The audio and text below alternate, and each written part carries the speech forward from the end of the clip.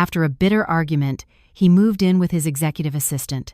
Half a month later, thinking his wife had finally given in, he came home to unlock the door, only to be met by a strange man who said with a slight smile, "Are you the former husband?" She sold the house and moved away. A cold rain had been falling since dusk, showing no signs of stopping. The steady drumming on the roof mixed with the wind, whistling through the window frames, creating a mournful soundtrack for the empty night. I sat quietly beside the dinner I had reheated for the third time. The rich aroma of the slow-cooked beef stew, Michael's favorite, seemed to fade with the thin steam that rose and vanished into the air. The wall clock ticked with a cold, steady rhythm, announcing it was nearly midnight. This large, luxurious house suddenly felt vast and hollow, with only me adrift among expensive but soulless furniture. Michael still wasn't home. My phone on the table remained dark, with no new messages, no missed calls. I had spent the entire afternoon in the kitchen preparing this meal. Just yesterday, Michael had casually mentioned he was craving a home-cooked meal after weeks of endless client dinners. I had gone to the butcher early, picking the best cut of beef and the freshest vegetables, hoping to see his satisfied smile. Yet now, the table was untouched. The heavy front door suddenly swung open. A gust of cold wind rushed in, making me shiver. Michael stumbled in, reeking of alcohol that overpowered the scent of the food. I quickly stood up to take his briefcase, gently asking if he had eaten, offering to serve him a plate. Michael shoved my hand away so violently I nearly fell. He glared at me, his eyes bloodshot and filled with a mix of anger and exhaustion. "Why aren't you in bed?" he snapped. "What's all this for? Don't make things so complicated." A sharp pain tightened in my chest. I suppressed a sigh and said softly, "I waited for you. You said you were craving my stew." Michael let out a bitter, mocking laugh and walked toward the dining table. He stared at the beautifully set meal, then suddenly swiped his arm across it with great force. The bowl of hot stew crashed to the floor, splashing everywhere. The tender beef and vibrant vegetables now lay scattered across the cold, white tiles, a pathetic sight. I stood frozen, speechless. All the effort and love I had poured into this meal were treated like garbage. Michael slurred, "I'm sick and tired of this. I need something new, not some washed-up, nagging wife hovering over a cold dinner every night." With that, he turned and staggered upstairs, leaving me standing motionless in the chaotic dining room. I bent down to pick up the broken pieces of the ceramic bowl. A sharp shard cut my hand, drawing blood, but I felt no pain. The wound in my heart was 1,000 times deeper. Tears streamed down my face, mixing with the spilled stew on the floor. What had I done wrong to deserve this? I had dedicated my youth, the best years of a woman's life, to building a career with him from scratch. I had sacrificed my own dreams, stepping back to be the steadfast support so he could thrive in the world. And now that we had wealth and material comfort, was this what our marriage had become? Worthless? By the time I finished cleaning up the mess, it was late into the night. I didn't go up to our bedroom. Instead, I sat on the living room sofa, staring out the window where the rain continued its relentless fall. My heart felt as cold as the leftover stew. Perhaps a cold stew could be reheated, but once a person's heart grew cold, what fire could ever make it warm again? I hugged my knees, feeling a profound loneliness seep into my very bones. This would be a long night, and I knew the storm of my life had only just begun. I woke the next morning as faint sunlight filtered through the curtains. I had barely slept, haunted by the image of the shattered bowl and Michael's cruel eyes. I stretched, my body aching as if I'd been through a severe illness. The house was silent. Michael must have left for work early, without a word or a note. His thoughtlessness seemed to worsen with time. I listlessly picked up my phone to check for messages from the charity group I volunteered with. My thumb scrolled aimlessly through my social media feed. It was a flood of life's moments, people showing off lavish vacations, others complaining about family life. I rarely posted, preferring to be a silent observer. Suddenly, my finger froze. A photo had appeared on my timeline, posted by a young woman named Jessica. I knew her. She was Michael's new executive assistant, hired about 6 months ago. Jessica was young, beautiful, and sharp, with captivating eyes and a killer smile. Michael had praised her efficiency to me a few times, which stung a little, but I had told myself it was just a professional relationship. The picture before me told a different story. It was a man's hand, tightly holding a woman's slender, manicured one. On the man's wrist was a dark brown leather watch with a classic Roman numeral face. My heart stopped. That watch was the gift I had given Michael for our 15th anniversary 2 months ago. I remembered every detail, every stitch on the leather, even the tiny scratch on the glass from when he'd accidentally bumped it against his desk. It was unmistakable. That was my husband's hand. The caption was short but dripping with provocative, deceitful sweetness. Having someone to take care of you when you're sick is the best medicine in the world. Thank you, my love. The words were like 1,000 needles stabbing my bleeding heart. The post was time-stamped 11 p.m. last night. The exact time I was waiting for him by a cold dinner, he was with another woman, comforting and caring for her. My head spun, the world collapsing beneath me. I took a deep breath to keep from fainting, so my wifely intuition had been right all along. Michael's recent coldness and irritability weren't from work stress, they were from a new source of joy. He had forgotten our vows, forgotten the wife who had stood by him through thick and thin for so many years. My hands trembled as I clicked on Jessica's profile. The more I saw, the more it felt like salt being rubbed into my wounds. Photos of her at expensive restaurants, flaunting pricey gifts like designer handbags and perfumes, they all corresponded with the times Michael claimed to be on business trips or at late-night meetings. All this time, I had been living like a fool in my own home. I had trusted him completely, never questioning or monitoring him. And that blind trust had enabled him to deceive me so blatantly, so cruelly. The tears stopped. They flowed inward now, tasting of salt and bitterness. I looked at myself in the mirror. The woman staring back had dark circles under her eyes, and fine lines were beginning to form at their corners. A few silver strands already streaked my hair, a testament to years of worry and hard work. Compared to that vibrant young assistant, I was undoubtedly older, less attractive. But I had something she didn't. A deep, marital bond forged through shared history and selfless sacrifice. The tragedy was, Michael no longer valued those things. He had been blinded by the glamour of wealth and fleeting beauty. I turned off my phone and tossed it onto the sofa. I couldn't bear to look at those sordid images for another second. I needed to calm down and think about my next move. A dramatic confrontation? No, that wasn't my style. I was an educated woman with self-respect. I would not lower myself to fight over a man who had already changed his heart, especially with a girl young enough to be my daughter. I sat down, closed my eyes, and tried to quell the rage rising in my chest. A vague plan began to form in my mind. If Michael was done with our marriage, then I had no reason to hold on. I had to live for myself now and reclaim the justice I deserved. The vast, silent house felt suffocating. I went to the study and opened a drawer where I kept old mementos. My hand trembled as I touched a faded photo album. Black and white and yellowed pictures pulled me back 20 years. We were so poor then. Michael was just a young, ambitious engineer fresh out of college, with nothing but an old bicycle and a heart full of passion. I was a dreamy art student who had left her family's comfortable life behind to follow the call of love. We rented a tiny, cramped apartment in a rundown neighborhood on the outskirts of the city. The 10-square-meter room was an oven in the summer and leaked everywhere during the rainy season. I vividly remembered the end-of-the-month struggles when we'd share a single pack of ramen noodles. Michael always gave me the noodles, insisting he preferred the broth to warm his stomach. Seeing him grow thin from overwork while still trying to provide for me, my heart ached with love. Once, I had a high fever.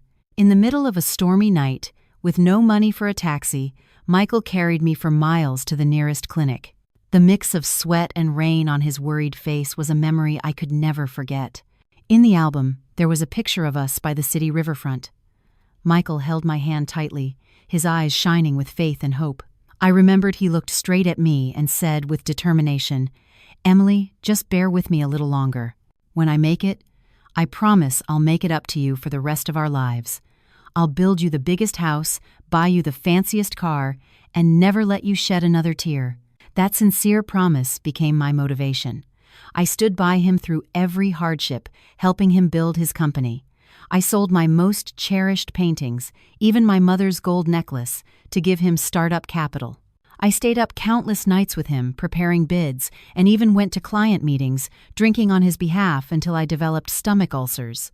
I sacrificed my burning passion for art to become a devoted housewife, creating a stable home so he could focus on his battles in the corporate world. I did it all for love and for trust. Now, half of that promise had come true. We had a big house, luxury cars, and plenty of money. But the most important half, the love, the happiness, the making up for it all, he had forgotten. He had forgotten the wife who shared his struggles. He had forgotten the ramen noodles split in two, and all the sweat and tears shed to get here. Wealth had changed him, turning him into a cruel, heartless adulterer. I stroked Michael's young, kind face in the old photograph, my heart twisting in pain. The man in that picture and the man who had thrown my dinner on the floor last night seemed like two completely different people. Time and money were terrifying things. Could they truly erode a person's character so completely? I closed the album and pushed it deep into the back of the drawer, as if burying a beautiful but painful past. Those memories were no longer a source of pride or joy. They were sharp knives that cut my heart every time I remembered them. I stood up and walked onto the balcony, looking down at the meticulously manicured garden. The deep red roses were in full bloom, beautiful but covered in sharp thorns. Just like my marriage now, a glamorous exterior hiding the decay and ruin within. I told myself I couldn't live in the past, couldn't live in this deception any longer. It was time to wake up. I picked up my phone and dialed the number of Chloe, my closest friend from college. Her familiar, cheerful voice came through the line. "Hey, what's up? You're calling early." I took a deep breath, trying to hold back a sob, and said in the calmest voice I could manage, "Chloe, I've made up my mind. I'm not waiting anymore. I want to live for myself. I want to find the old Emily again." There was a moment of silence on the other end. Then Chloe said softly, "I understand. I'll be right here for you, no matter what you decide." After hanging up, I felt a little lighter. Letting go is never easy, especially when it involves the person who was your entire youth, your entire life. But holding on to someone who no longer belongs to you only brings more pain. I looked up at the clear blue sky and thought, the storm last night is over. The sun will rise again tomorrow, and I will begin a new journey for myself, even though I know the path ahead will be filled with thorns. After that call with Chloe, a strange sense of peace settled over me. That night, I listened to the rain without feeling sad. Instead, I felt a serene clarity. I realized that my patient waiting had been meaningless. When someone no longer values you, all your sacrifices become worthless. I promised myself that starting tomorrow, the old, submissive Emily would die, making way for a new, stronger Emily who knew how to love herself. The next morning, I woke earlier than usual, but not to rush into preparing an elaborate breakfast for Michael. I took my time in front of the mirror, brushing my hair and applying a bit of moisturizer I had long neglected. I chose a bright, comfortable set of athletic wear instead of my usual drab house clothes. When I stepped out of the room, the house was still silent. Michael was fast asleep, recovering from his drunken night. I glanced at the closed bedroom door with a detached gaze, feeling no sorrow or worry. I put on my sneakers and walked out of the house, taking a deep breath of the crisp morning air. How long had it been since I'd taken a leisurely walk like this, free from thoughts of grocery shopping, cooking, or ironing my husband's shirts? I walked to the nearby park and joined the people doing their morning exercises. Seeing the elderly practicing Tai Chi and others doing aerobics with bright smiles, I felt a surge of vitality. Life outside these four walls was so beautiful and vibrant, and for so long I had trapped myself in loneliness and resentment. After my workout, I stopped by a familiar diner and ordered a full breakfast, special pancakes, eggs, bacon, and a side of crispy hash browns. The smell of freshly brewed coffee and sizzling bacon made my stomach rumble. I ate with relish, savoring every bite without rushing to get back to chores. The feeling of being served, of taking care of my own hunger, was wonderful. The sun was high when I returned home. Michael was in the living room, his face etched with irritation. The moment he saw me, he barked, Where have you been all morning? You didn't even make breakfast. I'm starving." Before, his tone would have sent me scurrying to the kitchen with apologies.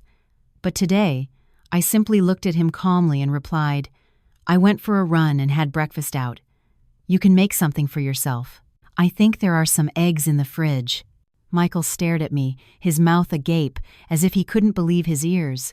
He looked like he wanted to say something but stopped, perhaps taken aback by my indifference and the firm look in my eyes.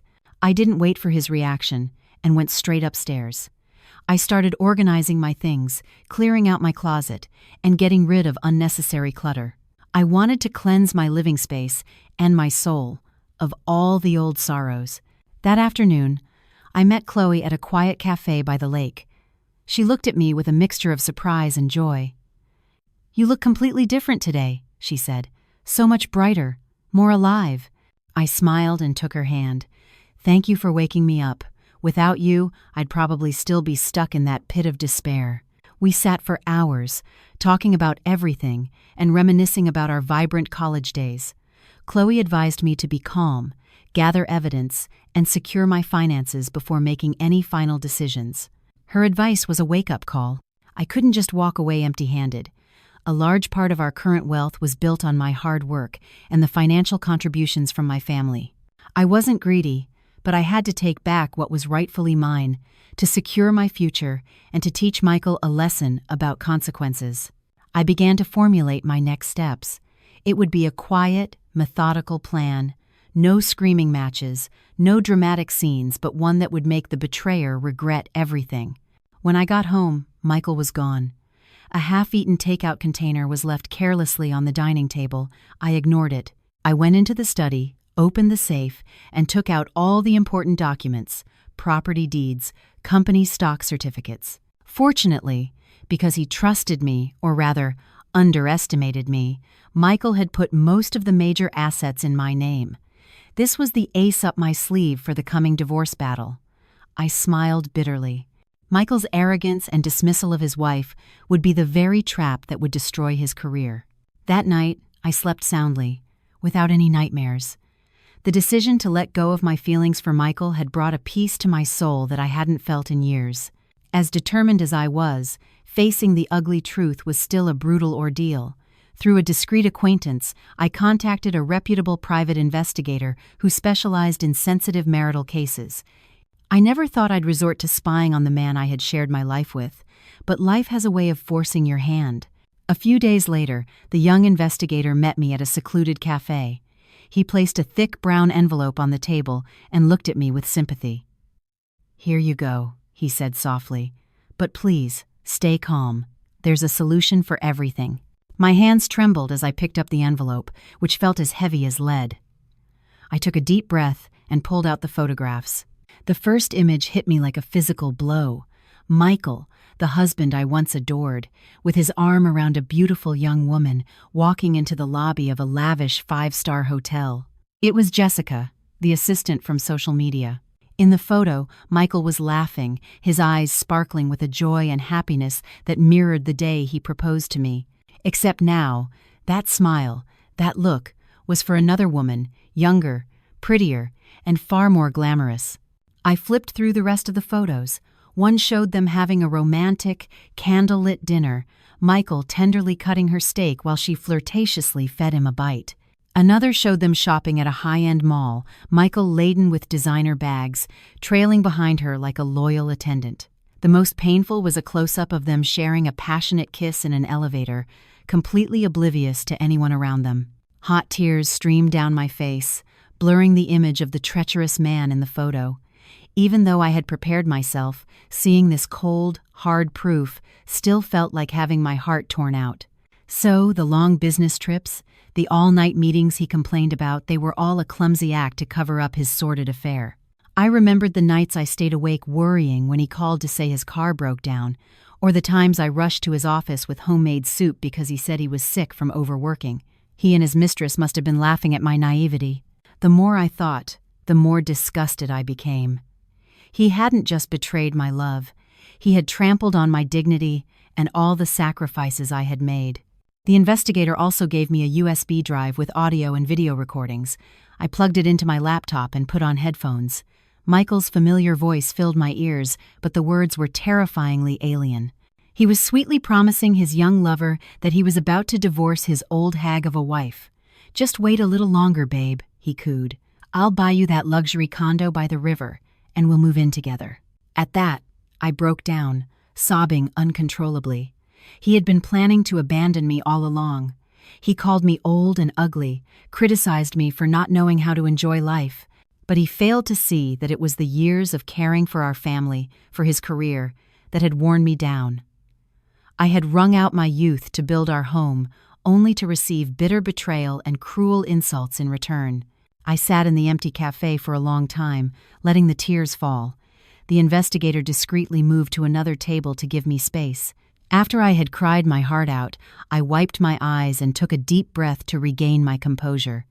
"That's enough crying, Emily. Cry until you have no tears left, then stand up and fight."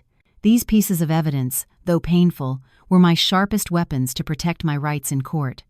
I carefully placed the photos and the USB drive in my purse, paid the investigator, and walked out of the cafe.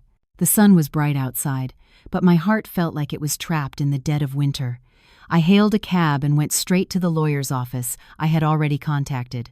I handed him all the evidence and asked him to draft the divorce papers and advise me on the legal procedures for asset division.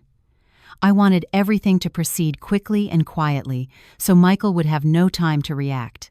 The truth was out, and it was time for me to act.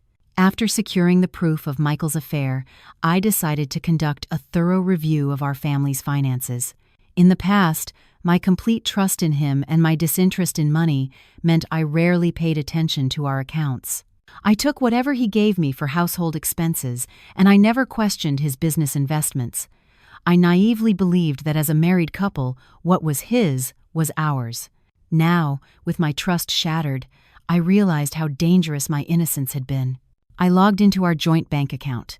I was the primary account holder, though I had authorized Michael to use it. Luckily, he hadn't changed the password, still assuming I was technologically illiterate and would never bother to check.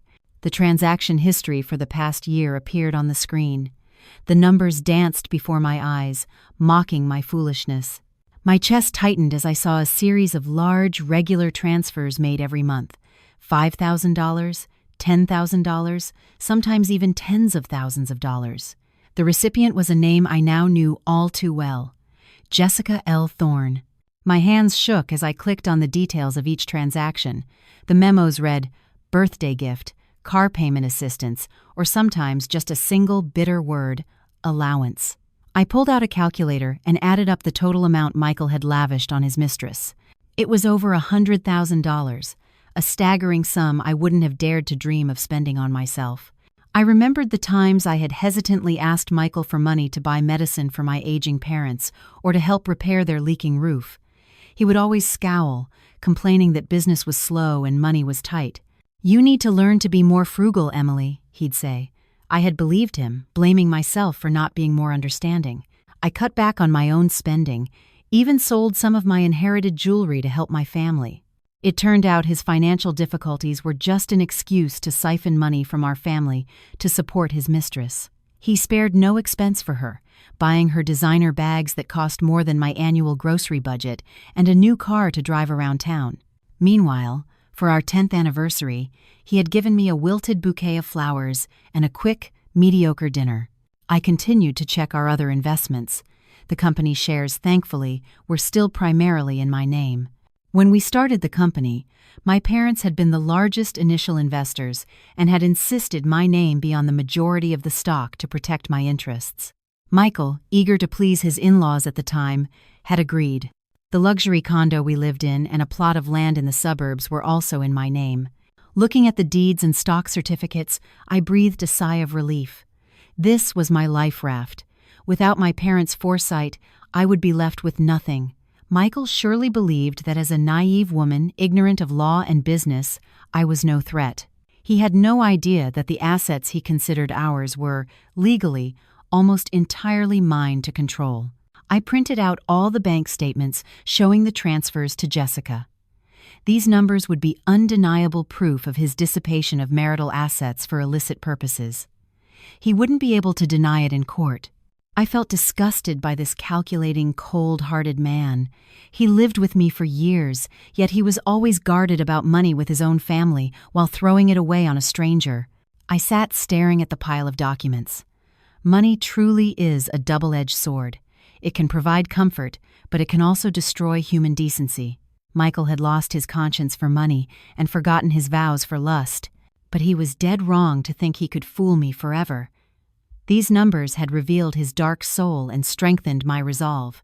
I placed everything back in the safe and changed the combination. From now on, I would tighten my control over our finances. I would quietly transfer and liquidate the necessary assets before Michael had a chance to realize what was happening. A perfect counterattack was taking shape. I would show him that when a woman is pushed to the edge, her strength is formidable. I was no longer yesterday's weak Emily. I held my fate in my hands and his punishment. That afternoon, sunlight streamed into the garden, but my mind was a tangled mess. After seeing the numbers that quantified my husband's betrayal, I walked heavily up to our bedroom, the room I had once considered my sanctuary. I stood before the massive, wall-sized wardrobe. It was an imported oak piece Michael had custom-ordered for my birthday last year, with a sweet note saying his wife deserved the best. I slowly opened the doors. The scent of wood and expensive perfume wafted out. Before me hung rows of glamorous dresses. There were sequined evening gowns worth thousands of dollars that Michael had bought for me to wear just once to his corporate galas. He always wanted me to look elegant and sophisticated, to be a beautiful accessory on his arm, proving to the world what a successful man he was. I touched the cold silk and velvet, but I felt no warmth. I remembered how he would frown when I wore something simple at home, or snap at me to change into something more revealing to entertain his clients. Even when I was uncomfortable, I had endured it all, squeezing myself into tight, flashy outfits to please him. I had put on makeup, forced a graceful smile, and played the part of a lifeless doll. Looking back, I saw how pathetic I had been. I was nothing more than an expensive piece of jewelry in his collection of successes. He polished my exterior not out of love, but for his own ego. He wanted the world to admire his beautiful wife, his luxury car, and his mansion, without a single thought for the woman withering away inside that glamorous shell. I yanked a vibrant red velvet dress from its hanger. He had given it to me after a long business trip, the trip I now knew he had taken with his mistress. The color of the dress was the color of the blood dripping from my heart. I threw it onto the floor. Next came the alligator skin handbag, the silk scarves, the towering high heels. I furiously pulled everything out, strewing the expensive items across the room, as if trying to shed the layers of lies and pretense Michael had draped over me for years. I looked at the mountain of designer goods at my feet and laughed bitterly. The value of these items could have supported a poor family for years, yet to Michael, they were just cheap tokens of apology to cover his despicable affair. I didn't need any of this. I would no longer be a doll on display. I wanted to be myself again, a normal woman who could love, hate, hurt, and be happy. I dug into the deepest corner of the wardrobe and pulled out an old, dusty cardboard box. Inside were my simple linen clothes from our poorer days and, most importantly, my old painting supplies that had been stored away for so long. I picked up a stiff paintbrush and a tube of hardened paint, my heart swelling with emotion. This was the real me. This was the passion I had buried for the sake of my family. I went to the bathroom and scrubbed my face clean, washing away the thick layer of makeup. Looking at my bare face in the mirror, with the wrinkles at the corners of my eyes and the skin that was beginning to age, I no longer felt insecure. Instead, I felt a sense of reverence. This was the face of a woman who had weathered many storms. I smiled at my reflection, a gentle but firm smile. The long dream was over. I was awake, and it was time to live my own life. A few days later, the atmosphere in the house was as heavy and oppressive as a humid summer day. Michael continued to leave early and come home late, his attitude cold and irritable. He seemed oblivious to the change in me, or perhaps he was too confident in his position to care. I ignored him. I no longer asked where he was going or if he had eaten. I moved about the house like a shadow, fulfilling the duties of a housekeeper rather than a wife. That evening, a sudden downpour broke the summer heat. I was reading in the living room when I heard a car pull up. Michael rushed in, shouting into his phone, ordering an employee to prepare a file for an important meeting. I smirked. Another excuse to see his little mistress, no doubt. As he stepped inside, he kicked off his polished dress shoes and looked around for his house slippers, a pair of old, worn-out blue plastic slides he loved for their comfort. I usually kept them neatly by the door for him, but today, the spot was empty. Michael frowned and snapped at me. "Where are my slippers? Why aren't they here?" I closed my book, slowly stood up, and walked to the shoe rack. I bent down, not to get his slippers, but to pick up a black plastic bag containing them. I walked past Michael, went straight to the trash can in the corner, and calmly dropped the bag inside. My action was so swift and decisive that Michael was stunned. He stared at me, then at the trash can, and stammered, "What the hell are you doing? Why did you throw away my slippers?" I turned to look him straight in the eye, my voice unnervingly calm. "They were old and falling apart. There's no point in keeping trash that clutters up the house, is there?" My words had a double meaning. The old slippers were like our marriage, worn out, torn, and beyond repair. Their presence in this house had become an eyesore, a painful reminder. Michael seemed to grasp the implication. Or perhaps the unexpected defiance from his usually docile wife had wounded his pride. His face flushed with anger. He pointed a finger at me and began to yell, shouting that I had lost my mind, throwing away his things and talking back to him. He called me a useless freeloader, a woman who did nothing but live off her husband. The venomous words spewed from the man I once loved. They stung, but strangely, I felt no fear, no hurt. I stood there watching him rage, as if watching a cheap, boring play. The last shred of respect I had for him was now in the trash can with those old slippers. I waited for him to finish, then replied softly, "Are you done? If so, you should go. Don't keep your partner waiting. As for the slippers, if you want them back, feel free to dig them out. But I should warn you, they're quite dirty now." With that, I turned and walked away, leaving him frozen in astonishment. For the first time in 20 years of marriage, I had talked back, thrown away his belongings, and turned my back on him while he was speaking. A small, triumphant feeling swelled within me. I knew this was just the prelude to the divorce battle, but it was a crucial turning point. I would not let him trample on me ever again. The old slippers were gone, and this marriage was about to end. After the slipper incident, the tension in the house became unbearable. Michael, sensing something was wrong, came home even less, using work as an excuse to stay away for days at a time. This gave me the perfect opportunity to execute my plan. I worked diligently, quietly, preparing for my departure. The next morning, I dressed professionally and took a cab to my lawyer's office. This time, I brought all the notarized documents, property deeds, bank account statements, and the entire file of evidence of Michael's affair. The elderly lawyer reviewed everything, nodding in satisfaction. "Your case is very strong," he said. "You hold the majority of the assets and have clear proof of your husband's fault." We discussed the terms of the divorce petition. I told him I wanted to file for a unilateral divorce, as I knew Michael would never agree to an amicable separation. His ego was too big. He would never accept being left by his wife, much less losing control of his company and assets. I had to be discreet and swift to catch him completely off guard. The lawyer advised me to liquidate some of my personal assets before filing to avoid prolonged legal disputes. I took his advice immediately. I contacted real estate agents to sell the luxury condo downtown that was solely in my name.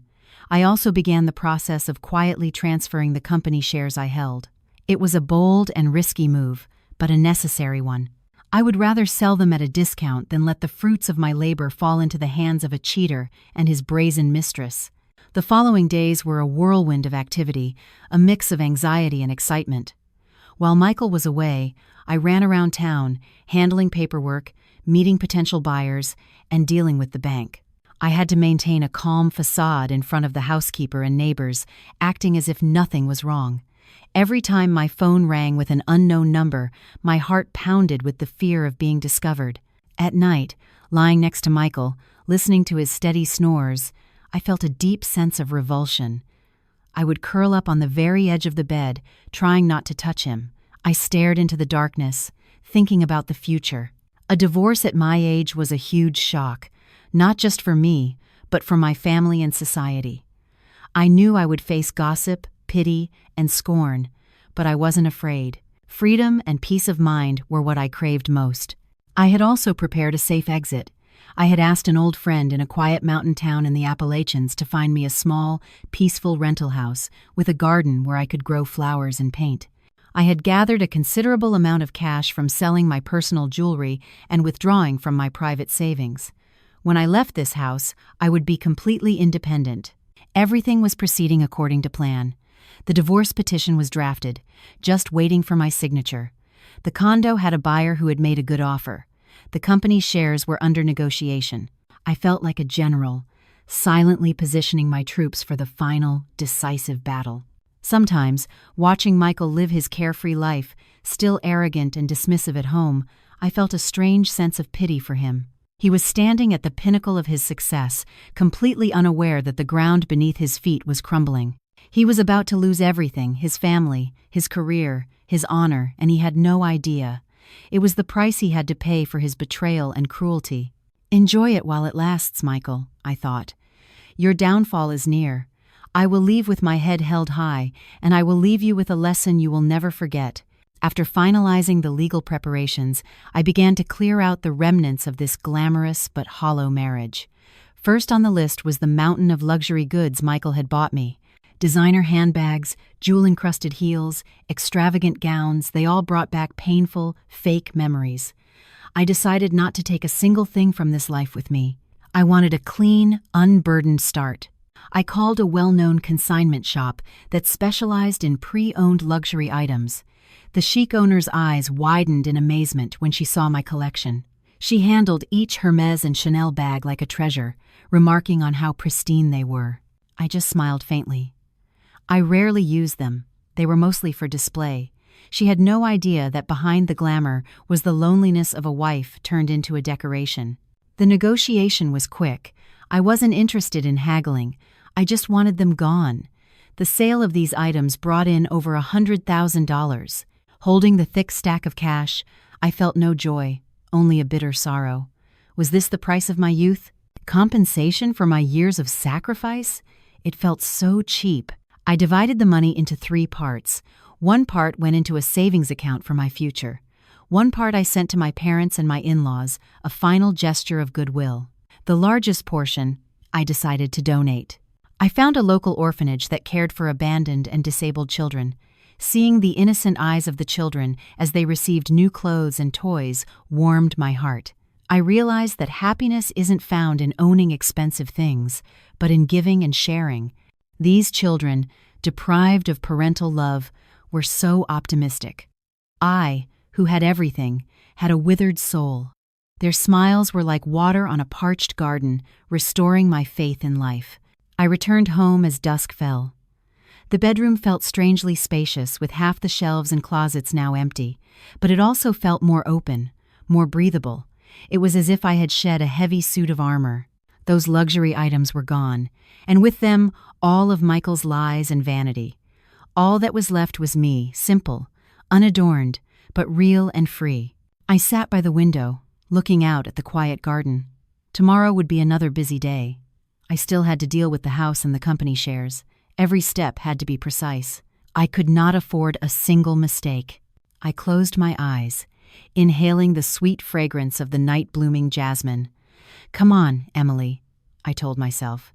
"Just a little longer, and you'll be free." The luxury suburban house we lived in was our biggest asset and held the most memories. It was purchased with money from my parents and my own savings from the early days, so the deed was solely in my name as separate property. Michael, blinded by ego and his trust in my subservience, had never questioned it. That was his fatal flaw. I listed the house with a reputable real estate agency, demanding absolute confidentiality. Given its prime location and luxurious interior, an offer came within days. The buyers were a retired professor and his wife, looking for a quiet place to spend their golden years. They came to see the house one morning when Michael was at work. Watching them walk hand in hand, the love and respect in their eyes made my heart ache with a mix of envy and admiration. The husband gently asked his wife if she was tired, if she liked the place. She smiled and praised the house's warm energy and tasteful decor. They had no idea that the warmth was just a facade, hiding the cold corpse of a dead marriage. I welcomed them with genuine sincerity, serving them tea and telling them about every corner of the house, the wisteria I had planted on the balcony, the kitchen I had designed for optimal flow. They were delighted and decided to make an offer on the spot. They felt a connection to the house, they said, and believed they would be happy here. The closing was quick and smooth. With the signed contract and the check in my hand, I felt a wave of relief. It was done. This house now had new owners. The memories within these walls, both good and bad, were now sealed away, making room for the quiet joy of this kind elderly couple. I believed they would bring real warmth to this home, something Michael and I had failed to do. As per our agreement, I asked to stay for one more week to pack my things. They happily agreed. A week was more than enough time to finish the final act of my play. That evening, Michael came home earlier than usual, whistling cheerfully. He must have had a good time with his mistress. He walked into the living room, saw the fresh flowers I had arranged, and offered a rare, offhand compliment. He was completely oblivious to the fact that the roof over his head and the floor under his feet no longer belonged to us. He was standing in someone else's house, thinking it was still his kingdom. I watched him sprawl on the sofa, channel surfing, and felt a mixture of pity and satisfaction. He was living in a delusional haze of power and money, unaware he was standing on the edge of a cliff. When the truth came out, the shock would surely shatter his sky-high pride. But that was the price he had to pay. I no longer felt any guilt. I turned and went to the kitchen to prepare dinner, our last meal in this house. Selling the house was a major step, but the final, fatal blow was transferring the company shares. The company was Michael's life's work, something he valued more than life itself. He prided himself on being the all-powerful chairman. But he had forgotten one crucial detail. He didn't hold a majority stake. I held a larger portion, along with a few other minor shareholders. The person I chose to sell my shares to was David. David had been Michael's best friend in college and his co-founder. But as the company grew, Michael's greed led him to use deceitful tactics to push David out, stealing his credit and leaving him with nothing. David had to start over from scratch, eventually becoming Michael's fiercest competitor. I knew David still harbored a desire for revenge, and I was about to give him the opportunity of a lifetime. I met David at a discreet restaurant. He was surprised to see me. "Why sell to me?" he asked. "I'm your husband's biggest enemy." I looked him in the eye and said firmly, "I'm not selling for money. I'm selling for justice. Michael betrayed me, just as he betrayed you. I want you to teach him a lesson he'll never forget." David was silent for a long moment, then nodded. He understood my pain, just as I understood his resentment. The deal was struck with surprising speed. I agreed to sell him my entire stake at a price well below market value. I didn't need the profit. I needed Michael's downfall. David promised to keep it an absolute secret until the upcoming annual shareholders meeting. At that point, he would walk in as the new majority shareholder and oust Michael from the chairman's seat. As I signed the transfer agreement, my hand was perfectly steady. My signature today was the death sentence for Michael's illustrious career. I imagined his stunned face when he learned he had been sold out by his wife and his company taken over by his old rival. It would be a moment he would never forget. After signing, David shook my hand firmly. "Thank you, Emily," he said. "You've helped me lift a burden I've carried for years. I promise to run the company well." I smiled faintly. "I trust you, David. Do what you think is right. As for me, I just want to find my own peace." Walking out of the restaurant, I looked up at the vast sky. The wind blew through my hair, but my heart was as calm as a placid lake. It was done. All preparations were complete. I had severed every tie to Michael, from our love to our finances. Now, I just had to wait for the final judgment. I would disappear quietly, leaving behind a massive storm about to crash down on the man who had wronged me. I hailed a cab, thinking of the mountain town, of the small house surrounded by hydrangeas waiting for me. There would be no more lies, no more schemes. Just me, my art, and the gentle embrace of nature. A new life was calling, and I knew I had made the right choice. My last day in the house passed in an unusual silence.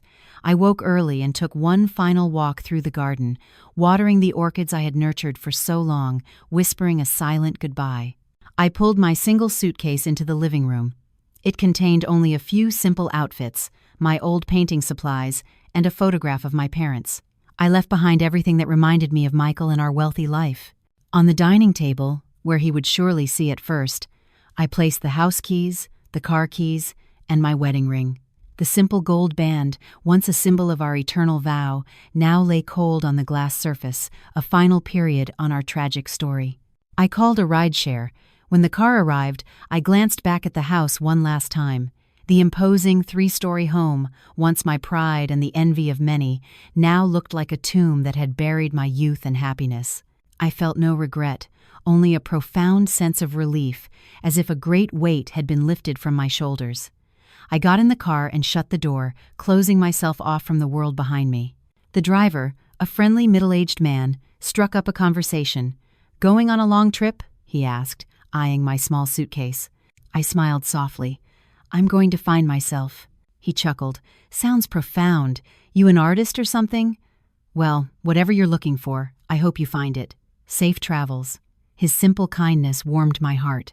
The world was full of good people. Not everyone was as cold as the man I had married. The car sped away from the bustling city. The tall buildings and crowded streets receded, replaced by the open highway. I rolled down the window, letting the wind whip through my hair. I breathed in the scent of freedom. At the bus station, I bought a one-way ticket to the mountains. I chose a window seat.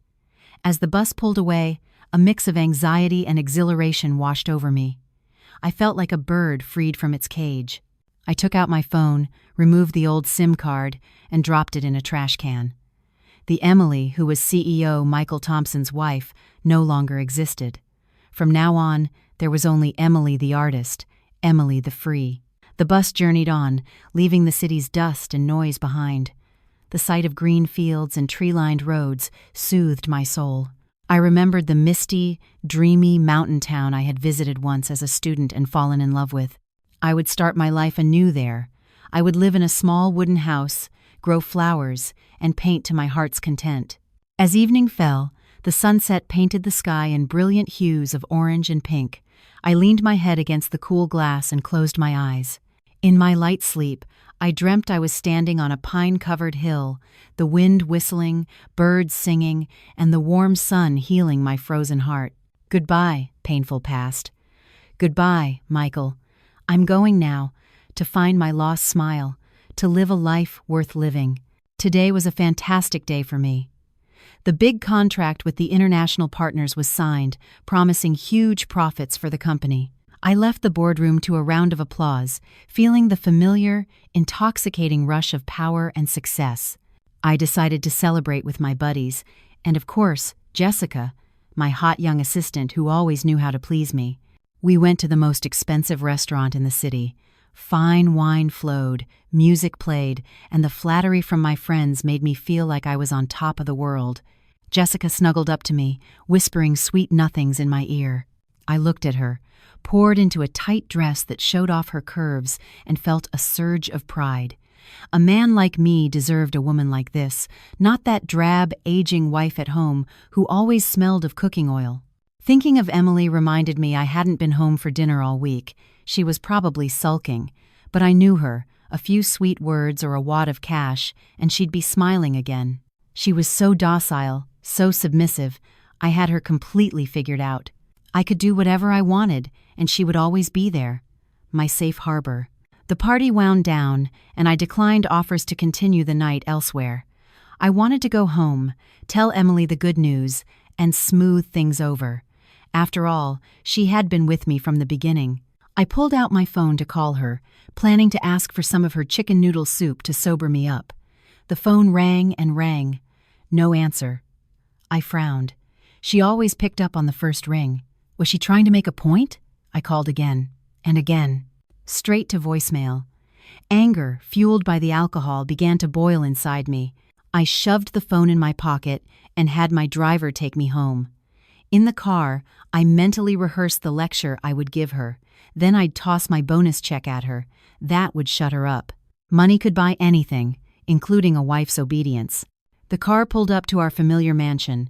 I stumbled out, still furious. I rang the doorbell insistently. No response. The house was pitch black. What the hell? It's only 9 p.m., I muttered, fumbling for my keys. I unlocked the gate and strode to the front door, yelling, "Emily, open the door! Why is it so dark?" My voice echoed in the silence. I jammed my key into the lock, but it wouldn't turn. It was stuck. I jiggled it, twisted it, but nothing. I checked the key under my phone's flashlight. It was the right one. I started pounding on the door. "Emily! What kind of game is this? Did you change the locks?" Finally, a light came on inside. I straightened my tie, ready to unleash my tirade. The door opened slowly. I lunged forward, but the words died in my throat. It wasn't Emily. It was a strange, middle-aged man in striped pajamas, peering at me over his glasses with a look of bewildered annoyance. I froze, my mind racing. Was I so drunk I'd come to the wrong house? I backed up and looked at the address on the house. No, this was it. "Can I help you?" the man asked, his voice wary. I'm Michael Thompson," I stammered. "I own this house. Who are you? Where's my wife?" The man looked me up and down like I was crazy. "You drunk, pal? I just bought this house. Got the deed and everything. Moved in a few days ago. The previous owner was a woman named Emily. She sold it to us. Now, if you don't mind." His words were like a bucket of ice water to the face. Sold the house? Emily sold the house? This was insane. She couldn't sell it without my consent. "That's impossible," I yelled. "This is my house. You're lying." I tried to push past him, but he quickly slammed the door shut and bolted it from the inside. The sharp click of the lock echoed like a death knell. I stood there, stunned, my mind in chaos. I frantically called Emily's number again. "The number you have dialed is not in service." I called her parents, her friends. No one knew where she was. A terrifying dread began to creep over me. For the first time in my life, I was truly panicked. Emily, the gentle, timid woman I thought would never leave my side, had sold our home and vanished without a trace. I collapsed onto the front steps of the house that was no longer mine. The night wind was cold, but not as cold as the ice in my heart. I looked up at the warmly lit windows where strangers now lived, and a wave of bitter despair washed over me. I had been kicked out of my own home. I was a homeless man. The arrogance I felt just hours before had evaporated, replaced by shock and utter fear. "Emily, where are you? What have you done?" I sat shell-shocked on the cold steps. This couldn't be happening. That house was my status symbol, the proof of my success. The door remained shut, mocking me. Lights and the faint sound of a television drifted from inside the sounds of another family in the home that should have been mine. Rage and humiliation burned in my gut. I jumped up and hammered on the door again, screaming Emily's name, but my frenzy was cut short by the approaching siren of the neighborhood security patrol. 2 large guards shone flashlights in my face. "Mr. Thompson, please calm down," one of them said, recognizing me. "You're disturbing the peace." "They're squatters," I yelled, grabbing his uniform. "They've taken my house. Where is my wife?" The guard gently removed my hand. "Sir, Mrs. Thompson completed the sale and moved out yesterday. We helped her with the moving truck. The new owners have all the legal paperwork. There's nothing we can do." His words were the final nail in the coffin. It was real. Emily, my quiet, unassuming wife, had orchestrated this entire thing behind my back. I felt the curious eyes of my former neighbors on me, whispering from their windows. Humiliated, I stumbled back to my car, the only refuge I had left. I drove aimlessly, the city lights blurring through my tear-filled eyes. I was homeless and alone. I pulled over and dropped my head to the steering wheel. An image of Emily flashed in my mind, her kind smile, the hot meals she'd have waiting, her hands, calloused from years of taking care of me. Why, Emily? Why would you be so cruel? For the first time in decades, I, the iron-willed businessman, wept. I checked into a luxury hotel, but the comfort of the suite did nothing to quell the turmoil inside me. I lay awake all night, haunted by the image of that slammed door. I tried calling Emily's parents again. Her mother's voice was cold and distant. "She's not here, Michael. I don't know where she is. Please, leave her be." She hung up before I could say another word. This was no simple spat. This was a meticulously planned escape. She had cut all ties. The thought terrified me. I scrambled to my laptop and logged into our joint bank account. My heart stopped. The balance was nearly zero. A huge fortune gone. The transaction history showed a series of massive withdrawals and transfers over the past week. My blood ran cold. It wasn't just the money. It was the cold, calculating precision of it. The woman I thought was a simpleton was a ruthless strategist. I racked my brain. What assets did I have? The car was in the company's name. The suburban land was in Emily's name. The rental property was in Emily's name. Oh, God. In my arrogance, I had put everything of value in her name to keep her happy while I played around. Now she had flipped the board, and I was left with nothing. I remembered Jessica. Surely she wouldn't abandon me. I was about to call her, but stopped.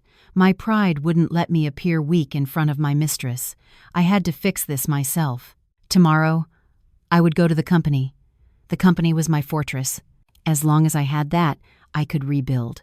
The next morning, I arrived at the office, exhausted, but trying to project my usual authority. The atmosphere was strange. Employees avoided my gaze, whispering as I passed. In my office, my assistant nervously informed me of an emergency board meeting. "There's been a major change in shareholding," she stammered. A sense of dread washed over me. I walked into the boardroom and froze. Sitting in my chair at the head of the table was David Evans, my former best friend, the man I had ruthlessly pushed out of the company years ago. "What are you doing here?" I roared. "Security! Get this man out!" No one moved. The company lawyer stood up. "Mr. Thompson, please be calm. Mr. Evans is now the majority shareholder of this company with 51% of the shares. He has every right to be here." 51%? How? Then the horrifying realization hit me like a lightning bolt. Emily. David looked at me with cold contempt. "You guessed it, Michael. Emily transferred all of her shares to me. She asked me to pass on a message. She said this is her final gift to you, so you know what it feels like to be stabbed in the back by the person you trust most." I was speechless. My world had imploded. She had not only taken my personal wealth, she had destroyed my career, my entire identity.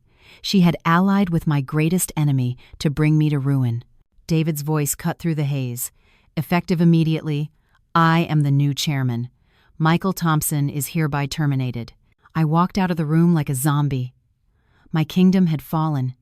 I went into the restroom and splashed cold water on my face. My phone buzzed. A text from Jessica. A tiny flicker of hope ignited. I opened it. "Mike, I heard you went broke. I think we should see other people. I'm not cut out for the poor life. Good luck." I burst into hysterical laughter, a raw, broken sound that echoed in the empty restroom. So this is what it comes down to. When I had money, they swarmed me. Now that I was ruined, they cast me aside like trash. Only Emily had loved me for me, and I had thrown her away. Back in my office, which was no longer my office, I packed a small box of personal items. David came in with security. The company car and credit cards, Michael. "Leave them on the desk." I threw the keys and wallet down, my throat too tight with rage and despair to speak. As I walked out of the building I had built a disgraced king, my former employees stared and whispered. No one held the door. No one said goodbye. Outside, the sun was blinding. I had no car, no driver. I was just a man with a cardboard box on a busy street. My wallet was almost empty. At the hotel, I was informed my credit card had been declined. I paid my bill with the last of my cash. I wandered the streets, my stomach growling. I ended up at a cheap diner and ordered a bowl of soup. It was hot, but it tasted like ash in my mouth. My phone was useless, my contacts were gone. I thought of Jessica again, a desperate, foolish hope still flickering. I took a bus to the luxury apartment I had bought for her with Emily's money. A large, tattooed man answered the door. Jessica appeared behind him, wearing a silk robe I had given her. She looked at me without a trace of surprise, only scorn. "Michael," she said, her voice dripping with derision.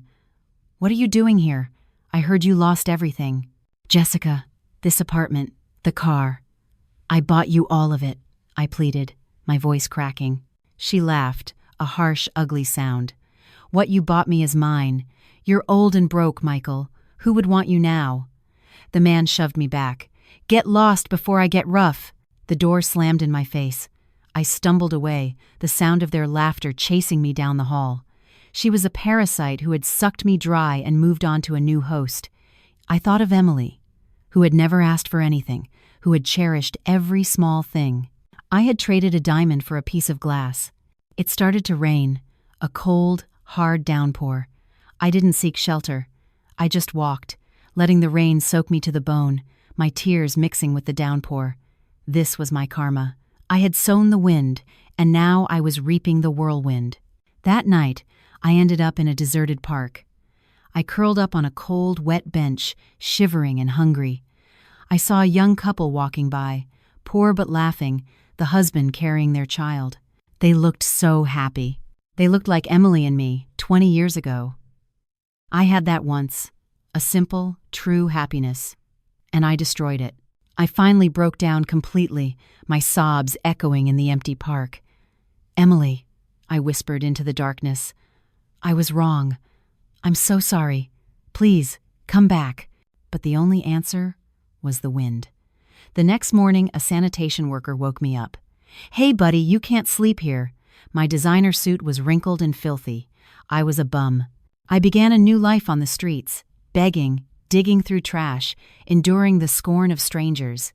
The memories of Emily, of a warm home and a loving wife, were a constant, agonizing torture. I knew I deserved this, but a small, foolish part of me hoped that one day I could find her, just to say I was sorry before I died. This would be my penance. The mountain town welcomed me with a cool, misty morning. I stood before a small wooden cottage nestled in a garden of blooming blue hydrangeas. This was where I would spend the rest of my life, far from the noise, the dust, and the pain of the past. The cottage was small but cozy, filled with the scent of pine. The large window looked out onto a lush green valley. I set about making it my own. I bought potted succulents for the windowsill, hung landscape paintings on the walls, and set up an art studio in the brightest corner of the house. My life here was quiet and slow. I woke early, drank hot tea while watching the sunrise over the hills, and listened to the birds sing. I tended my garden, growing flowers and vegetables. In the afternoons, I lost myself in my painting. There were no demands, no worries. I was at peace. One day, at a cafe, I ran into Mr. Anderson, my old college art professor. He had been so disappointed when I dropped out of art school to get married. He was older now, his hair white, but his eyes were still sharp and his smile as kind as ever. "Emily," he said after a long moment of studying my face, "you look tired. There's a sadness in your eyes." I just smiled. We caught up, and he told me he had retired here and now taught free art classes for underprivileged children. He encouraged me to start painting again. "Art never abandons a true heart," he said. His words rekindled the passion I thought I had lost forever. He became my mentor and my friend, visiting often to critique my work. He never pried into my past, and I never offered details. We just talked about art and the beauty of the mountains. With him, I rediscovered my confidence and the joy of creation. The rainy season came, and with it, a melancholic mood. I was sitting by the window, watching the rain, when my phone buzzed with a text from Chloe. I hadn't been in touch with anyone from my old life, but she still checked in from time to time. This message was longer than usual. She wrote that Michael was living a miserable existence. After losing everything, he was drowning in debt and being chased by loan sharks. Jessica, his mistress, had taken what little he had left and disappeared with a new man. Michael was now homeless, wandering the streets, begging for food. Chloe had seen him once, digging through a trash can, so gaunt and ragged she almost didn't recognize him. Reading her words, my heart felt heavy. I thought I would feel vindicated, but instead, I felt only a vast emptiness and a profound sadness. I no longer hated him. The peace I had found here had healed those wounds. Now, thinking of him, I just felt pity for a man who had lost his way. He was a tragedy of his own making, a living example of cause and effect. I texted Chloe back a short reply. "Thank you for letting me know. I suppose everyone has their own fate. He made his bed. Now he must lie in it.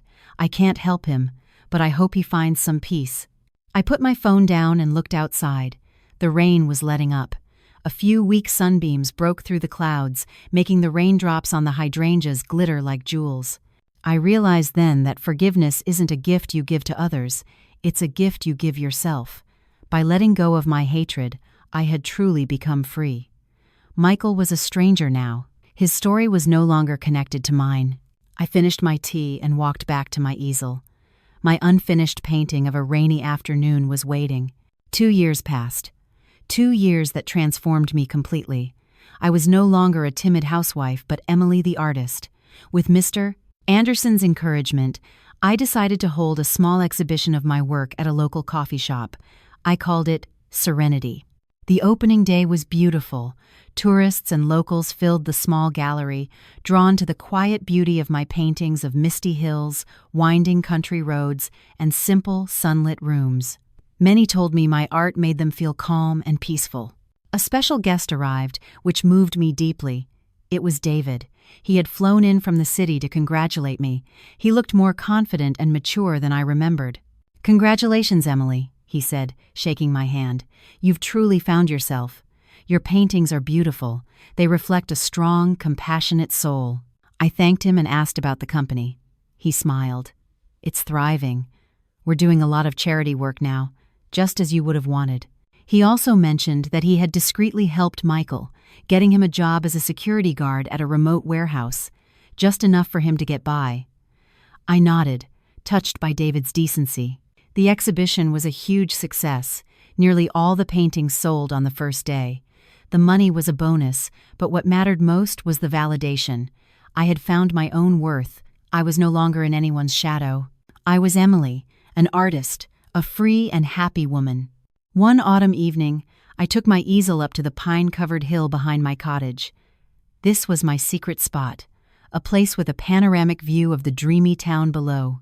The wind whispered through the pine needles, a soothing melody.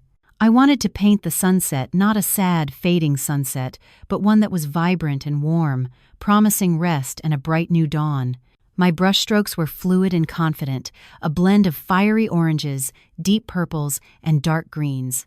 I painted in a meditative state, all my worries melting away. Mr. Anderson walked by and stopped to watch, a gentle smile on his face. "It's a beautiful painting, Emily," he said softly when I was done. "It radiates contentment and inner peace. That is the true pinnacle of art and of life." I beamed at him. "Thank you. It's because of you and this place that I finally understand what true happiness is. It isn't wealth or fame. It's simply being yourself, doing what you love, and keeping your soul free from the burdens of the past." I thought of Michael. That chapter of my life felt like a distant dream. He was paying the price for his mistakes, while I, the woman he had discarded, was living the best days of my life. I didn't need a man to lean on. I stood on my own 2 feet, painting my own happiness. As the sun dipped below the horizon, I packed up my supplies and walked home with Mr. Anderson. The lights of my little cottage glowed warmly in the twilight, a beacon for my peaceful heart. I knew that no matter what life brought next, I would always hold this serenity within me. The safest harbor isn't a big house or a strong shoulder to lean on. It's inside your own heart, when you learn to love yourself, to let go, and to cherish the simple things. My story ends here, but my life continues to unfold, page by bright, hopeful page.